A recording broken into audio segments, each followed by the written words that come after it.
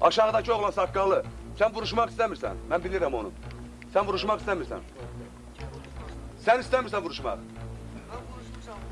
Deyirəm indi sen vuruşmak istəmirsən. Sen vuruşmak istəmirsən. Çünkü kulağın çaldı ki 100 nəfər gedəcək, sən də qoşulub gedək. Bunlar geçsə də sən qalacaqsan. Sen yok değil gaga. Düzdan. Nə tarif bilmirsən? Nə tarif? Dünəndən mən sənə nabludat edirəm. Sən vətənpərvərin salda düzəsən. Qartal. Biz onu aparıb çepəsiyə. Tez. Tez. Gel lan. Gel. Tut çepəsiyə. Aparıb onu.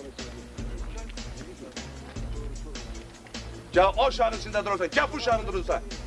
Səni gətirdim. Ben 5 tane. Bunlar vuruşsun o buradaydı. Ben gittim ara ortasına. Ben gittim birden köyler Kaç onu götür onu. Düz götür. Komandir da silahımı aldı elimden ben. Ya. Dedi ki Aldı gətirdi dünən məlum oldu uşaqların qabağında. Sənə dedim silahını təhvil ver dur orada. verdim ne silahı? İndi nə bu nala vurursan, mıxa vurursan.